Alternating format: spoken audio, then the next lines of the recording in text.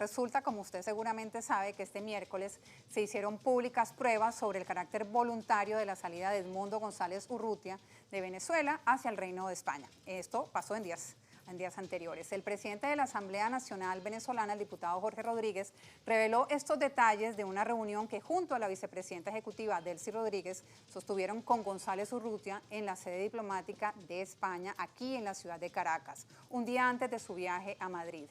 En este encuentro, el excandidato presidencial entregó una carta a ambos altos funcionarios en la cual expresaba su reconocimiento a los poderes públicos del Estado venezolano y también el resultado electoral confirmado por el Tribunal Supremo de Justicia que dio al presidente Nicolás Maduro como ganador de la elección celebrada, usted recordará, el pasado 28 de julio.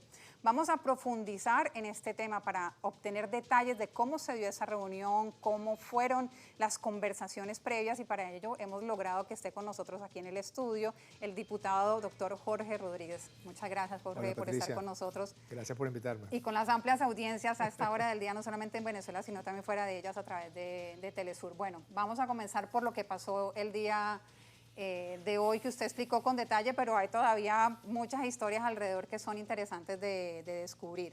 La primera que a mí me genera mucha inquietud es por dónde se da a conocer esta carta.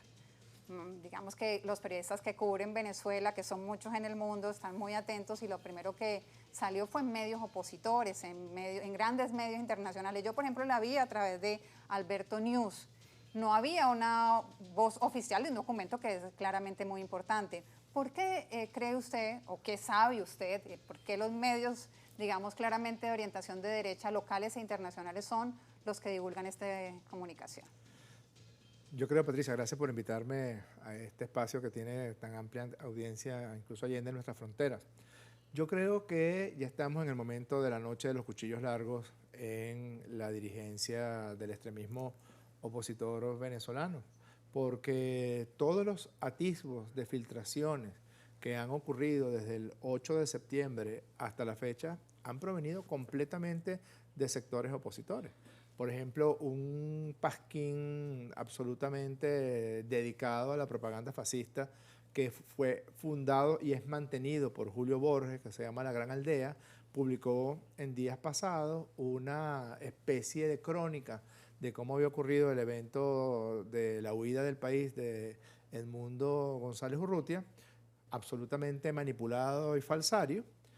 Y nosotros, porque nos habíamos comprometido a mantener en reserva, todos los involucrados nos habíamos comprometido a mantener en reserva la carta que Edmundo González le entrega al presidente de la Asamblea Nacional de la República Bolivariana de Venezuela, marcando un hito ya con el encabezado, porque no está reconociendo ni la Asamblea de Guaidó, la Asamblea perenne, ni a la señora Dinora Figuera, que está allá en Valencia cuidando viejitos, sino que reconoce a la Asamblea Nacional que votó el pueblo de Venezuela el pasado diciembre del año 2020. Un poder del Estado. Así es, y reconoce los 5 poderes del Estado.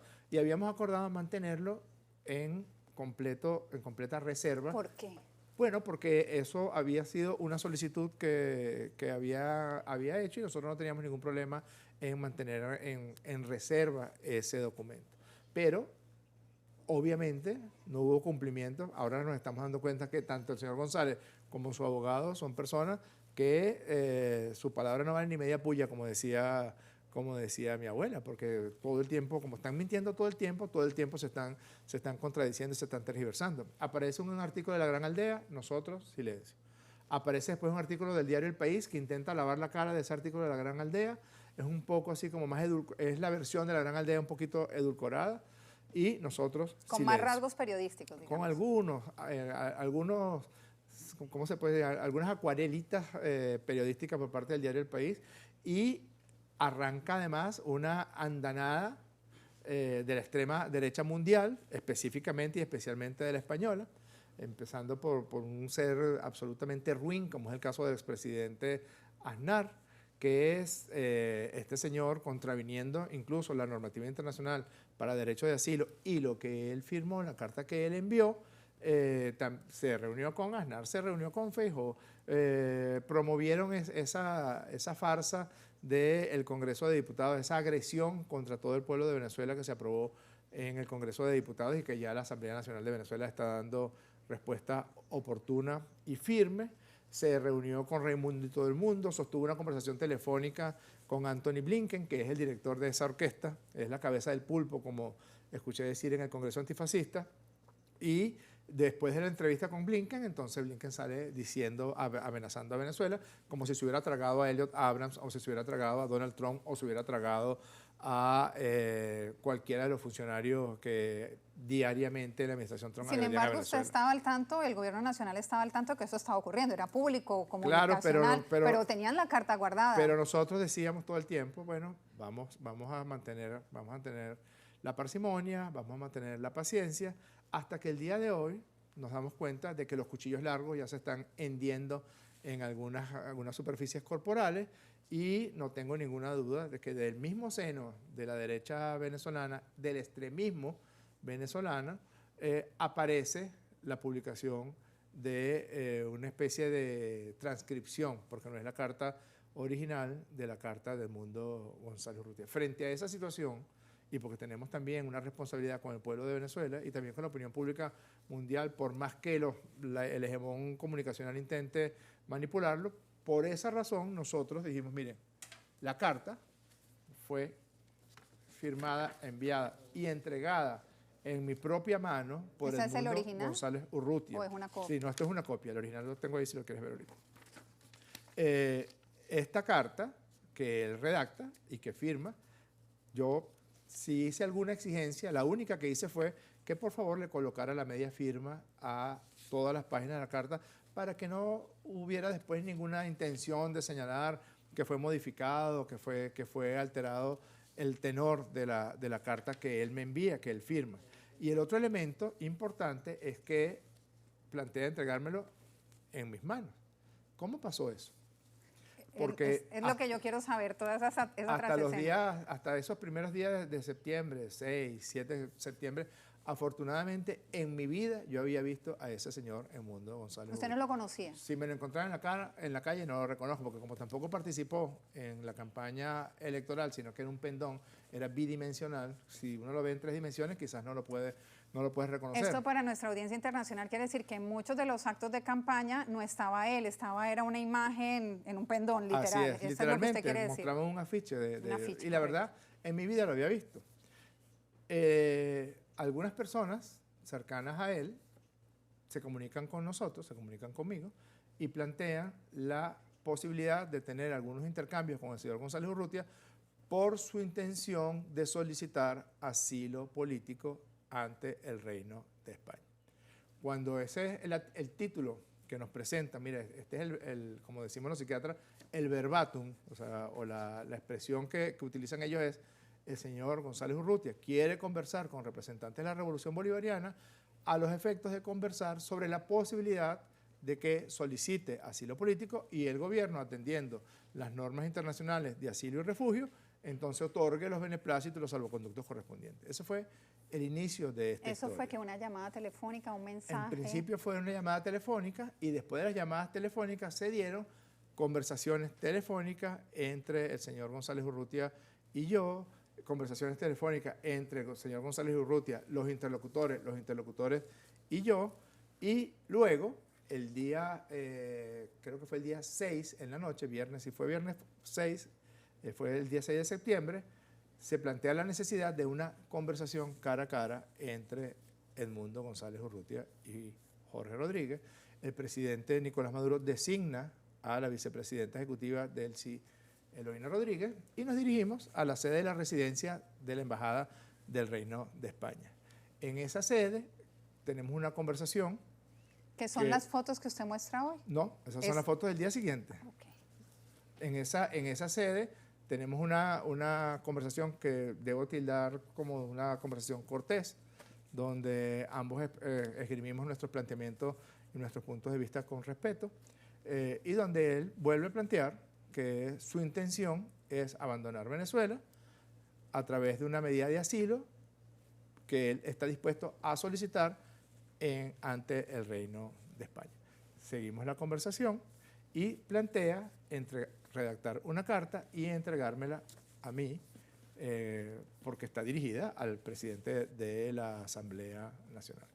Ese proceso en poco menos de 24 horas después, sostenemos una nueva reunión en la residencia de la Embajada de España. En la misma escena, en la misma... Y esas sí son las fotografías que yo mostré.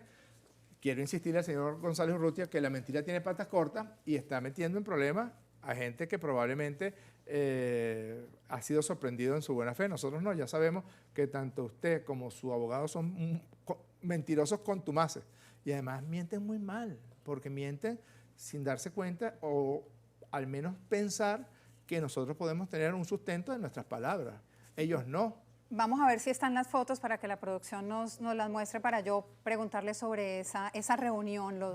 El tono de esa reunión también fue cálido, fue cortés, cálido, cortés, sí, respetuoso. Sí, fue un tono cortés. Nosotros teníamos la sensación de que, como siempre hace la derecha, porque como tiene control de la gran mayoría de los medios predominantes del llamado Occidente, pues hacen con la verdad lo que les dé la gana. Y como nosotros esperábamos que nuestras palabras pudieran tener sustento, y todo lo que estoy diciendo, señor González Urrutia, tiene el sustento de las pruebas que obran en nuestro poder. Estas son, fíjate cómo está metiendo en problemas, por ejemplo, al embajador del Reino de España. Ya están los diputados del Congreso de España y representantes de la extrema derecha insultando al gobierno de España. El embajador debe haber tenido el permiso de su Cancillería, de su gobierno. Bueno, es que fue una negociación a dos bandas. Fue una negociación de la vicepresidenta con el gobierno de España a los efectos de los documentos, digamos, legales que tienen que ver con los salvoconductos que Venezuela tiene que otorgar, con la buena pro para que puedan abandonar el país, personas que, en el caso de González Urrutia, que tenía una solicitud por parte de la Fiscalía General de la República, y también para darle el beneplácito a un avión de la Fuerza Aérea Española que debía venir a buscar a González Urrutia, que esa es otra de las cosas que también tiene muchas patas muy cortas, porque empiezan a decir que no hubo ninguna negociación, es que venía un avión volando por ahí y se le ocurrió aterrizar. No empiezan a decir, tiene fuentes, o sea, hay autoridades de España que dijeron eso. Claro, porque es que, insisto, debe ser que creen que nosotros estamos todavía en el siglo XVI o en el siglo XVII, cuando éramos una colonia de ese imperio. No les hablo del siglo XIX porque es un siglo que a ellos les duele mucho.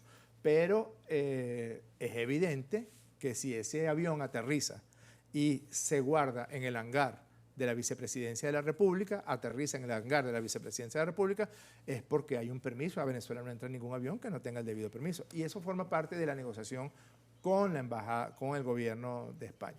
La conversación con González Urrutia y mía solamente se basaba en la buena voluntad por parte de él y la buena voluntad por parte nuestra para que entregara una carta con las motivaciones de su solicitud de asilo. Y luego, por supuesto, ahí está la imagen de él montándose en el avión de la Fuerza Aérea. Esta carta se la entrega a él, ¿cómo se da ese momento? 24 horas antes usted nos está revelando que se habían reunido en un primer momento, que es el momento en que usted lo conoce, luego se da este momento que es el de las fotografías que hemos presentado, sí, que usted presentó hoy, que hemos recordado aquí en este programa. ¿Cómo le entrega él el documento? ¿Cómo es ese momento? Quisiera enfatizarle mucho en esto porque en paralelo a su presentación, los grandes medios también hablan de la coacción y es lo que dice el propio señor González Urrutia, que... Sí. Hay una frase que ahora recuerdo con la que él me recibe, si puedes ver esta fotografía que está aquí, una frase, él me dice, mire cómo ya estoy vestido para el viaje. Y yo me acerco y le doy la mano. ¿Cómo está, señor González Urrutia? Lo único, me va a entregar la carta y le digo que por favor le coloque la media firma a la primera página, que yo también se la voy a colocar, y luego me entrega firmada la carta y yo le coloco recibido, y hay un testigo de excepción que también coloca su firma en esta carta. Pero es curioso que él me recibe y el día anterior me dijo, estoy vestido así, muy parecido como está vestido en este momento, estoy vestido así porque yo pensaba que hoy me iba de viaje. Es decir, había un deseo intenso por parte del señor González Urrutia, había una intención absolutamente, y eso formó parte de nuestra conversación, no tengo ninguna duda, decía, mi intención es irme a España a solicitar el asilo político. Eso también es importante. Una persona que se encuentra en una embajada europea no puede solicitar asilo político en esa embajada, en la sede de la embajada. Tiene que tocar el territorio del país donde va a solicitar el asilo para hacerlo. Así lo señalan las normativas legales en el caso de Europa y específicamente de España. Yo pensaba que me iba de viaje hoy. Ahora, ¿cómo puede cometer la barbaridad de decir que fue coaccionado, chantajeado, sometido a presiones si todo esto ocurrió en la residencia del Reino de España? Porque, y ahí estaba el embajador, es quien aparece en la fotografía. Claro, el embajador estaba allí, no fue un testigo, llamémoslo así, oficial, porque no tenía, digamos, la buena pro por parte de su gobierno, pero es un testigo de excepción, porque fue en su residencia. El señor González Urrutia estaba allí en calidad de huésped. ¿Y nosotros por dónde entramos? Nosotros saltamos la verja, como hizo Capriles Radonsky con la Embajada de Cuba en los sucesos del 11 y 12 de abril del 2002. No, tocamos la puerta porque nos invitaron a una conversación. Nos abrió, nos recibió el señor embajador, nos hizo pasar, entramos a una sala, allí nos sentamos, conversamos, creo yo, por espacios de más de 50 minutos, de una manera, repito, cordial. Él expresó su deseo, su intención firme.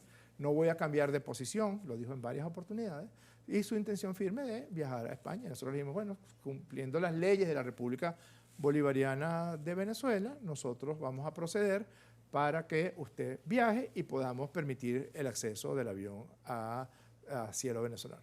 Y cuando se firma este documento que usted ha mostrado hoy, ¿se proceden entonces a todos estos hechos y él abandona el país? O sea, horas después de esta reunión que conocimos hoy. Yo diría que minutos. Es decir, él firmó, me entregó la carta y yo tenía un torneo de tenis de mesa que no podía dejar de ir porque era un torneo nacional que tenía 3 meses jugando.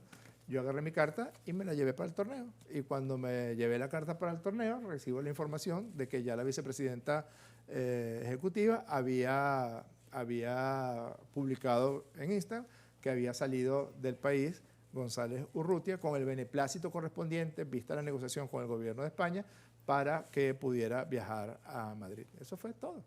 Me fui a mi torneo y en mi torneo tenía el manuscrito de la carta y luego fue guardada la carta porque esperábamos que no hubiera necesidad siquiera de mostrar una parte de la carta. Si tú revisas lo que ha sido nuestra conducta desde el 8 de septiembre hasta hoy, ni siquiera insinuamos que algún tipo de documento existía. Ni siquiera publicamos en alguna cuenta correspondiente de la Revolución Bolivariana o de medios cercanos a la Revolución Bolivariana o de medios del Estado, ni siquiera alguna insinuación acerca de que eso estaba ocurriendo. Todas las insinuaciones, todos los planteamientos, todas las hipótesis siempre provinieron de la derecha. Porque hay una pelea a cuchillo, Patricia, y porque hay una cosa que es verdad, que es completa verdad, y ojalá no me desmienta.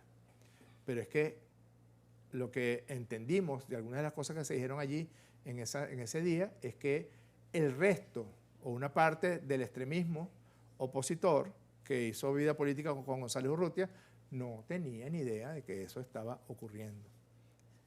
Entiendo yo, esto ya no es una especulación, es algo que oí, entiendo yo que él es el día que se va, que llama a María Machado, llama a otro y otro y le dice me voy. Y sé que fue una conversación muy acre y sé que hubo teléfonos cortados, antes se decía me lanzó el teléfono, pero ya no se lanza, solamente se corta y se fue. Usted dio un detalle hoy en la rueda de prensa sobre el cual yo quiero hacerle énfasis, y es que incluso le ofrecieron whisky. ¿Por qué le pregunto esto? Porque cuando ofrecen whisky o un licor, generalmente los ambientes son distendidos. Este fue un ambiente completamente distendido, como una cortesía por parte del personal de la Embajada de España. Trajeron una bandeja con whisky, unos vasos y hielo y lo colocaron en el centro. Se sirvieron algunas bebidas a algunos de los que estábamos allí. Continuó la conversación, te repito, en términos de mucha, y además de respeto, que es una de las cosas que uno dice, si estamos hablando en términos de respeto, ¿cómo sale después de todas las mentiras que dijeron? Porque creo que lo que él hizo hoy fue saltar hacia adelante, porque él sabía que esa carta era verdad, y comete el tremendo desliz de decirle a su abogado que el pobre Haro, yo le recomiendo que no vuelva a salir en ningún programa de televisión, porque si esa fábula de Pinocho fuera cierto, yo no sé a dónde llegaría la nariz de ese señor. Yo lo he visto 3 veces y 2 de esas 3 veces han mentido flagrantemente. Vamos a presentar esa declaración del abogado de Edmundo González Urrutia del día de hoy, en el cual, como hemos comentado en este especial periodístico, desde tempranas horas de la mañana empezaba a circular esta carta, sobre todo por medios cercanos a la derecha, los grandes medios corporativos del mundo, y el abogado decía claramente que la carta no existía, que no se había suscrito nada, pero no lo digo yo, ahí está el abogado diciéndole, vamos a presentar, es la declaración que se dio a conocer hoy en la rueda de prensa de nuestro invitado de esta tarde aquí en los estudios de Telesur. Luego tenemos otra, pero más adelante se las vamos a mostrar. Vamos primero con esta de hoy porque describe lo que justamente nuestro invitado está comentando en este momento. Una conversación que tuve con él poco después de que llegó a Madrid y de ya tener el sosiego y la calma para poder conversar. Edmundo González Urrutia me ratificó de manera directa que él no ha suscrito documento alguno mediante el cual haga un reconocimiento a los resultados electorales emanados del CNE en el boletín número 1, boletín número 2, o a la certificación, verificación de resultados electorales que estableció una decisión del Tribunal Supremo de Justicia de Venezuela en sala electoral en fecha 22 de agosto de 2024. Se ha divulgado esa información por algunos medios de comunicación, algunas redes sociales, y a petición de Edmundo González Urrutia debo comunicar que esa información no se corresponde con la verdad. Debo pedir, por favor, que en este tema relacionado con Edmundo González Urrutia se maneje la máxima de la prudencia, de la verificación de la información, de la obtención de fuentes confiables, porque hay muchas especulaciones que se están haciendo al respecto y esas especulaciones lo que hacen es hacer daño a la imagen, a la figura de Edmundo González Urrutia, a su liderazgo político y también a la causa que él ha liderado como candidato de la oposición democrática venezolana de la mano de la Plataforma Democrática Unitaria, del partido Un Nuevo Tiempo y del Movimiento por Venezuela. Eso es lo que tenía que decir al respecto. Finalmente agregar que Edmundo González Urrutia hasta último momento abogó por la liberación de presos políticos en Venezuela y bueno, eso es una solicitud que él formuló, que él hizo, y sobre eso, bueno, ya dependerá pues de las autoridades venezolanas adoptar o no lo correspondiente, pero sí dejar constancia que también él lo hizo. Él abogó por la libertad de presos políticos, como siempre lo ha hecho desde el momento en que él asumió la candidatura presidencial para las elecciones que se realizaron el 28 de julio. Como ustedes han visto, por un lado van las declaraciones, pero también por otro lado van los hechos, y no siempre están en sintonía, en este caso como lo hemos hecho evidente. Diputado Jorge Rodríguez, usted ha emplazado a Edmundo González Urrutia a que desmienta lo que usted ha dicho y ha anunciado que tiene más pruebas, más detalles. ¿Qué puede adelantarnos sobre eso? Antes de responderte con mucho gusto la pregunta, es importante que nos ajustemos cronológicamente a lo que ha sido el día de hoy. Hoy muy temprano en la mañana, sería pasadas las 8 de la mañana, recibo una llamada de un corresponsal de una agencia de noticias norteamericana. Y me dice, mire, es verdad que una carta, yo, como la canción esta de Gualberto Ibarret, y yo, no sé de qué me estás hablando, no sabía, me meto en algunas redes sociales y veo que hay varios portales que ya están publicando. Te digo esto porque es importante que este señor da esa declaración inmediatamente después de que los medios de derecha y los medios que le han tapado todas las barbaridades que han cometido los extremistas, los medios que han justificado la agresión contra mujeres y hombres indefensos del pueblo de Venezuela, que todo el tiempo ensalzan a estas señoras y a estos señores, esos medios de derecha eran los únicos que habían publicado el portal. Entiendo yo que los medios, digamos, cercanos a la revolución o los medios oficiales fueron cautelosos al comienzo porque toda la publicación que hubo fue una publicación de medios de derecha. Entonces, cuando este señor sale, él no podía saber que nosotros teníamos la intención de dar una rueda de prensa, porque la declaración que él da es tan falsa que fue como el gatillazo final. Ya veníamos aguantando las reuniones con seres humanos que nosotros consideramos que forman parte de la peor agresión que ha tenido Venezuela. Y que ya era un incumplimiento de la propia carta. De la propia carta que él había entregado. Todos los días yo veía la carta y veía las cosas que ese señor decía y las cosas que ese señor hacía y decía, pensaba, este señor no tiene palabra.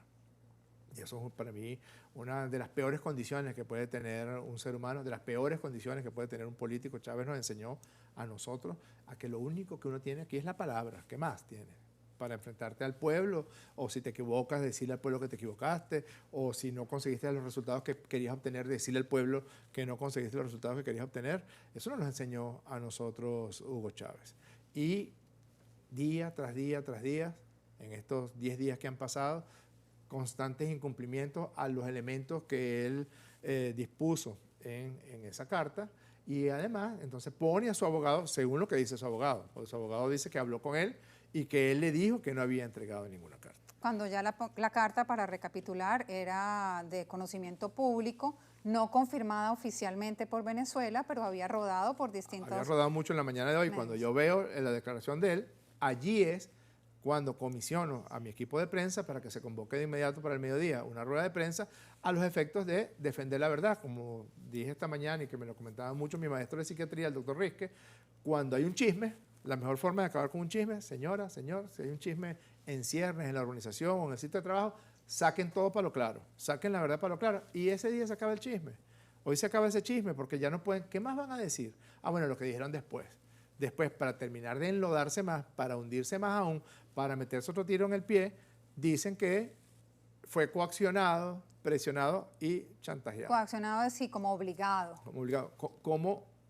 ¿Cómo ocurre que la vicepresidenta ejecutiva de Venezuela y el presidente de la Asamblea Nacional van a la Embajada de España? Son recibidos por el embajador. El embajador los conduce a la reunión con González Urrutia. Tenemos una primera reunión, donde se habla un poco de cuáles son las intenciones que él tiene, cuáles son los deseos que él tiene. ¿Se ratifican los mensajes que ya le habían dado a usted, según nos ha contado? No solamente absolutamente. Además tengo las pruebas de que había un cierto dejo de desesperación por parte de González Urrutia de salir lo más pronto posible. Dicho por él, el primer día, ya estoy listo para salir. Entonces le dije, bueno, está bien, conversemos, porque todavía hay algunos elementos que tenemos que conversar entre usted y yo, y hay algunos elementos que el gobierno de Venezuela tiene que conversar con el gobierno de España. Eso no es una cosa que es así tan automática. Y le dijimos, bueno, esperemos hasta mañana, pero si por él hubiera sido, hace rato se hubiera ido, mucho antes se hubiera ido. Mira, Patricia, ese señor, antes aún de que el Consejo Nacional Electoral diera los resultados del primer boletín, se había escondido en la Embajada de los Países Bajos. Eso no lo estoy diciendo yo. Eso es testimonio del señor embajador de los Países Bajos en Venezuela, que dijo que tenía escondido, que creo que ahí también se metió otro tiro en el pie, porque dice que lo tiene escondido desde el mismo 28 para amanecer el 29 de julio, cuando María Corina Machado y todos los extremistas llamaron a la violencia, llamaron al asesinato, llamaron a quemar hospitales, llamaron a quemar unidades de transporte, llamaron a quemar a todo lo que oliera chavismo, incluidas personas, emisoras comunitarias, incluidos símbolos relacionados con el comandante Chávez, con el presidente Maduro, a quemar metrobuses solamente por la rabia que les producía que Maduro en la campaña había entregado 150 nuevos autobuses para las líneas de Metrobús. Una cosa de desbordamiento acompañado con millones y millones de bots y millones de acciones de manipulación psicológica y de manipulación social para que se desatara una situación grave de violencia que afortunadamente pudo el gobierno bolivariano yugular muy bien y muy rápidamente. pero si tú revisas un poco, ese señor estaba escondido el 29, cuando estaban asesinando a mujeres y hombres de Venezuela que tenían el único delito de haber sido chavistas, de haber sido jefe de calle, de haber sido jefe de UH. En ese momento, González Urrutia estaba escondido en la Embajada de Países Bajos. Cuando convocaron, es más, la única, creo que fue una o dos veces que fue una actividad de esas actividades paupérrimas que convocó María Corina Machado, salía de la Embajada de Países Bajos, en la cajuela de un carro, es lo que dicen. Allí hablaba, o no hablaba, o miraba, o no miraba, y lo volvían a meter en la cajuela del carro, mientras llamaban a la gente a la calle, mientras llamaban a la gente a inmolarse. ¿Usted le dijo algo de eso cuando lo vio? No, no le dije nada de eso, porque en ese momento yo no sabía que había estado en la Embajada de Países Bajos. Me enteré en ese momento. Cuando lo hizo público la Cancillería. Cuando lo hizo público, o sea, cuando él viaja a Madrid, el embajador de Países Bajos dice, no, yo lo tengo desde el 28. No sé por qué lo hizo, debe ser que no le cae muy bien González Urrutia, debe ser que la convivencia no fue grata para el señor embajador de los Países Bajos, pero lo cierto es que además él sale de la Embajada de Países Bajos, creo que fue el 4 o el 5 de septiembre, y de inmediato se mete en la Embajada del Reino de España.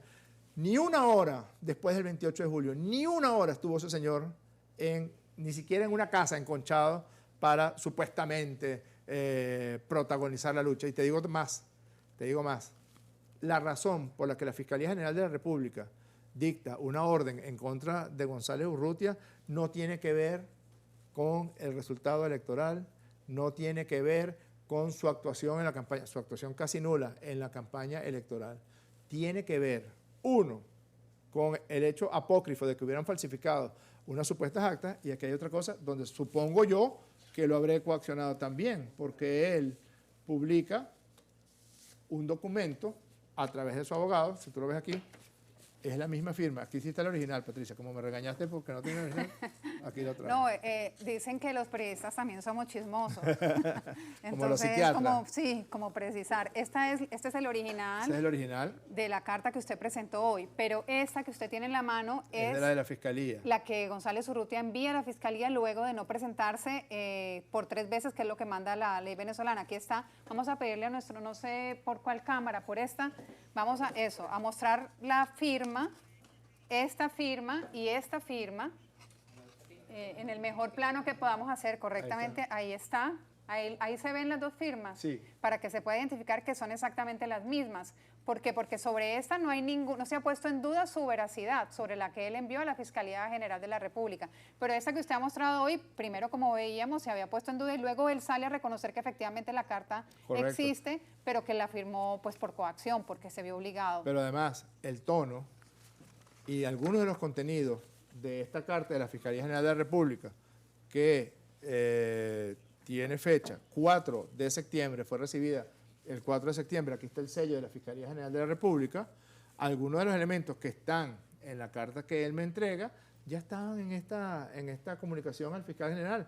Aquí reconoce al fiscal general de la República, reconoce a los poderes públicos del Estado, no obedecen mi incomparecencia, ahora sabemos que fue cobardía, su incomparecencia, está escondido en la Embajada de Países Bajos, no obedece en absoluto al desconocimiento de la institucionalidad jurisdiccional prevista en la Constitución. Y aquí dice, siempre he estado y seguiré dispuesto a reconocer y acatar las decisiones adoptadas por los órganos de justicia en el marco de la Constitución. Es decir, es casi una frase exactamente igual la que coloca en esta carta que me entrega antes de partir, antes de abandonar Venezuela, y esta carta, esta comunicación que él envía al fiscal general de la República. Aquí se desmarca de las actas, aquí se desmarca también diciendo que reconoce, que acata, y esto es algo fundamental. Te digo una cosa, bueno, yo no voy a juzgar las condiciones de la personalidad de este señor, pero en el mejor de los casos es un cobarde, porque fue coaccionado por una persona no muy alta y además con un brazo vendado, que es la vicepresidenta ejecutiva del Cielorina Rodríguez. Fue coaccionado por mí, con presencia del embajador de España. ¿Quién va a creer eso? ¿En qué cabeza cabe de verdad? Y si eso fuera cierto, en el supuesto negadísimo de que eso sea cierto, ¿por qué usted es tan cobarde que se permite colocar elementos de su convicción que después no resultan de su convicción, sino que fue sometido a coacción. Aquí también lo coaccioné, aquí yo no lo había visto en mi vida, afortunadamente, cuando usted fue a la Fiscalía General de la República. Y los términos son los mismos. Te digo más aún, cuando él ya estaba en los brazos de la marquesa Cayetana, es decir, ya cuando había llegado a Madrid, estaba en España, correcto. publicó un comunicado con los mismos términos de la carta que me entregó. Ese comunicado fue considerado por amplios sectores de la oposición adentro y afuera de Venezuela como una claudicación. Porque no conocían la carta, porque este comunicado, que es un comunicado de términos amplios, sí tiene el tono de la carta, pero en la carta está establecido los elementos de su convicción respecto a la elección del 28 de julio. ¿Cuáles son ellos? Uno, reconoce que el presidente de la Asamblea Nacional de Venezuela no es Juan Guaidó, ni es Dinora Figuera, ni es otro que aquellos que fueron elegidos. No hay otro parlamento que aquel que fue elegido, creo que fue el 6 de diciembre del año 2020, y que cumple su misión, su periodo, él termina su periodo el próximo año 2025. Jorge Rodríguez, presidente de la Asamblea Nacional. El otro elemento dice que hubo un recurso contencioso interpuesto por el presidente de la República Bolivariana de Venezuela, Nicolás Maduro Moros. Es la primera vez, desde el año 2018, es la primera vez que un representante del extremismo opositor de derecha venezolano reconoce como presidente constitucional de la República a Nicolás Maduro Moros. Yo lo obligué aquí, y si lo obligué aquí, también lo obligué en la carta de la Fiscalía, donde dice que reconoce todos los poderes del Estado. Usted ha estado estableciendo, digamos, las similitudes entre el tono, la forma de escritura de estos textos, tanto el que se entrega a la Fiscalía como el que él publica al llegar a España, como esta carta que hoy nos enteramos se firmó antes de que viajara de Venezuela y a pedir asilo político en España. Pero también hemos presentado, está pendiente la pregunta de qué pruebas y qué detalles puede contarnos más, pero a propósito de este giro que ha ido dando la entrevista, también está una declaración de su abogado en el momento en el que el abogado va a representarlo a la Fiscalía General de la República. Ahí estaban distintos medios, entre ellos Telesur. Vamos a presentar esas declaraciones para que también se puedan encontrar o no similitudes en la conducta de ambos. Una acción cívica, ciudadana, hay solicitud de asilo por parte del señor Edmundo González Urrutia hacia alguna embajada acreditada debidamente en Venezuela. No se ha pedido el asilo, no se ha pedido una situación en calidad de huésped en una embajada. Eso es un asunto que no se ha planteado la familia o el señor Edmundo González Urrutia, según he sido informado.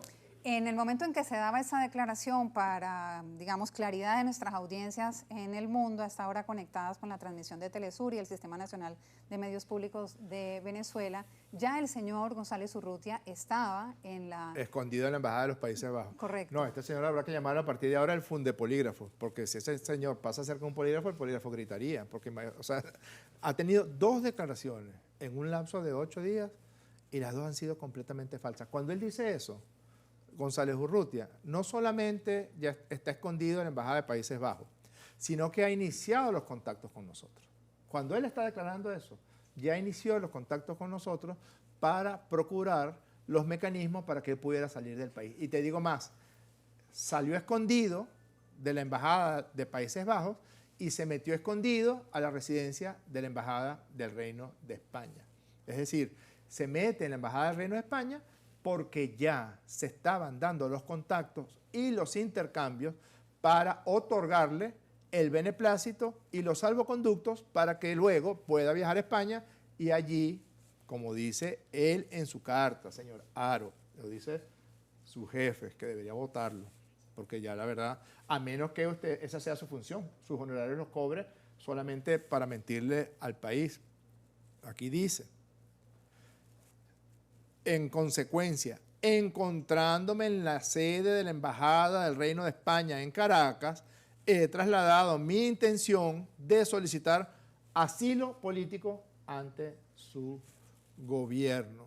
Y hay algo fundamental que dice aquí, que lo plantea él, y es que seguiré dispuesto a reconocer y acatar las decisiones adoptadas por los órganos de justicia en el marco de la Constitución, lo mismo que dice la Fiscalía, pero aquí abunda y precisa un poco más porque señala, incluyendo la precitada sentencia de la Sala Electoral, que aunque no la comparto, la acato por tratarse de una resolución del máximo tribunal de la República. La acato. Listo. Aquí no hay más nada que decir, porque decir, como hizo saltando hacia adelante, sabiendo lo que le venía, que fue sometido a coacciones, a presiones, no hace otra cosa que enredarlo más, porque implicaría un nivel de complicidad que llega hasta el Estado del Reino de España. Llega a un nivel donde le va a costar mucho cómo desenredar esa madeja. Y hay otra cosa, que ya esto lo digo a título personal. En Venezuela ha habido personas ruines en el cargo de presidencia de la República. Carlos Andrés Pérez era un asesino, pero no era cobarde. No hay un político en Venezuela que haya tenido un nivel tal de preponderancia, algún presidente de la República, que podrán haber tenido distintas cataduras de índole ético o de índole moral. Pero la cobardía es algo que no perdona el pueblo de Venezuela, y menos en una persona que aspiró a la primera magistratura del país. Puede ser lo que sea, pero cobarde. Cobarde hasta el punto de poner a tu abogado a decir unas mentiras. Cuando yo vi a Haro, es más, fue tanto, Patricia, que con estos tiempos de inteligencia artificial, y yo veo a Haro hoy diciendo lo que dijo, llamé a varias personas para ver si era real, si era verdadera o si era alguna cosa de esas de inteligencia artificial que habían inventado. Quiero deshilar un poco hacia atrás para luego terminar la entrevista con algo sobre lo que ocurrió hoy, porque usted ha de alguna manera calificado a Edmundo González Urrutia, pero él en la campaña electoral dio distintas entrevistas, como es usual en ese escenario, a medios de comunicación, una de ellas a un medio colombiano, y quiero mostrarle lo que él le dijo en su momento a ese medio, que lo repitió además también en otras entrevistas con otras emisoras e impresos. Vamos a recordar, esto es yendo hacia atrás, antes de las elecciones del 28 de julio. Sí, bueno, fue una decisión. Cuando a mí me plantearon esto, yo les dije que las aceptaba con las dos premisas que me lo plantearon. Primero, que sería una situación provisional. Eso era fundamental. Y lo segundo que yo les pedí es que fuese unánime de todas las fuerzas opositoras, y así resultó ser, lo cual me complace, porque aquí se necesita el esfuerzo de todos para iniciar este camino de la reconstrucción democrática en Venezuela. Sí, doctor González, ¿qué significa, perdóneme, lo interrumpo, qué significa que usted haya aceptado esta candidatura presidencial opositora en Venezuela bajo la condición de que fuera provisional? Bueno, en el provisional hasta el 28 de julio que tengamos las elecciones presidenciales. A eso me refería. Ahí estaban también estas declaraciones que de alguna manera configuran el escenario que se ha venido presentando las semanas siguientes, por lo menos en el comportamiento del excandidato. Pareciera que es la única vez que ha cumplido con su palabra, porque el mismo 28 en la noche se escondió en la embajada de los Países Bajos. La única vez que pareciera que su palabra tiene algún valor fue cuando dijo que él iba a llegar hasta el 28 de julio. Y eso es lo que encierra, lo que está de fondo, Patricia, es la inmensa pelea de poder que, o por el poder o por la botella medio vacía, que está ocurriendo en este momento en el sector más extremista de la oposición. Yo no quisiera decir, o sea, quizás no sea adecuado que yo mencione las veces que no le contestó el teléfono a María Corina Machado mientras estuvo en la Embajada de España, porque apenas se pasa a la Embajada de España, si se pasa a la Embajada de España es porque ya habían conversaciones para el asilo político. Cuando se pasa a la Embajada de España dejó de contestarle el teléfono a María Carolina Machado y solamente hubo una llamada, después, minutos antes de irse hacia el aeropuerto. Los gritos de esta señora cuando se enteró que la cosa era verdad. Lo que pasa es que la derecha siempre, como cuenta con un poder mediático importante, entonces siempre reacomoda la realidad hacia otra cosa que no es más que de lo que se tienen pruebas. Yo le dije al señor González Urrutia hoy al mediodía, y todavía no sabía que había declarado, porque esa es otra cosa que hemos visto. Él llegó a Madrid y publicó este comunicado que tiene el mismo tono del comunicado de la Fiscalía y el mismo tono de la carta que me entregó a mí. Es este. Pero apenas publica este comunicado, que como tú dices, mucha gente vivió como una capitulación, obligan, porque eso sí fue obligado, a que se publique un supuesto audio que fue filtrado por la señora Magali Meda, que es la que tomó el audio de González Urrutia y es quien lo filtra. Otra vez la derecha filtrando contenidos de González Urrutia para presionarlo de alguna manera. Igual lo que la supuesta carta que leyó la hija, que también incluía todos estos elementos parecidos a lo que él publicó el día de hoy. A lo que él publicó de las coacciones. Entonces, estamos en presencia de un caso de Dr. Jekyll y Mr. Hyde. Lo que pasa es que el Mr. Hyde que yo estoy mostrando, lo estoy mostrando con pruebas. Ellos intentan mostrar un Dr. Jekyll de la derecha, como en esta novela de Oscar Wilde, un Dr. Jekyll de la derecha que sí, que va a llegar hasta el final. Si él dijo antes, como tú acabas de mostrar, que llegaba hasta el 28 de julio, si se escondió el 28 de julio en la Embajada de Países Bajos, si cuando se pasó a la Embajada de España ya estaba hablando con nosotros. Y cuando estaba hablando con nosotros, sencillamente dejó de hablar con quien lo ha estado atormentando, atosigando, presionando todo este tiempo. Hay alguien que sí lo ha estado presionando a usted y usted sabe quién es. Y usted sabe lo que hacía. Y usted sabe cómo lo hacía. Y usted sabe las cosas que le hacía hacer. Y nosotros también lo sabemos. Hasta mañana tiene chance de retractarse. Porque nosotros tenemos las pruebas de la conversación que sostuvimos, donde la decisión de irse para España fue suya, donde el deseo de irse para España fue suyo. Usted fue quien nos buscó a nosotros y nos planteó que tenía la intención de irse para España. Y nosotros, yo como funcionario del Legislativo y del Cielo INA como funcionaria de la Ejecutiva, enviada especialmente por el presidente Maduro, bueno, acordados que esa sería la vía, entonces empezamos todos los procedimientos para que pudiera viajar el avión de Madrid a República Dominicana un día antes, en República Dominicana durmió, después de República Dominicana a Caracas para que González Urrutia viajara a Madrid. Diputado, usted ha dicho que es el día de mañana, dependiendo de la conducta de Edmundo González Urrutia, pero ¿podría adelantarnos algo de lo que tiene? No, lo que tenemos es todo el registro de la conversación que sostuvimos la primera vez que nos vimos cara a cara. La primera reunión en la embajada. En la embajada del Reino de España, correcto. Y dos preguntas más para... Y tenemos otras cosas. ¿Qué puede adelantar? No, nada. Estaremos pendientes. Okay. Va Pero... a depender de González Urrutia y de Haro. Principalmente de González Urrutia y de Haro. Usted ha hecho referencia a la clase política venezolana, este sector de la clase política venezolana, pero hay ciudadanos de este país que optan por esa opción, que votaron el 28 de julio por esa opción. Y estos ciudadanos tienen hoy muchas impresiones, opiniones personales acerca de lo que está ocurriendo. Y en muchos casos hay un descrédito. Hay también, digamos, siguen la misma línea de tratar de deslegitimar estas pruebas que usted ha mostrado, a pesar de que haya fotos, porque también recuerde que estamos en el tiempo de la posverdad, que a pesar de que uno vea las evidencias, no quiere reconocerlas. A ese ciudadano del común, no ya a la dirigencia, ¿qué le diría usted? Que otra vez los volvieron a dejar solos.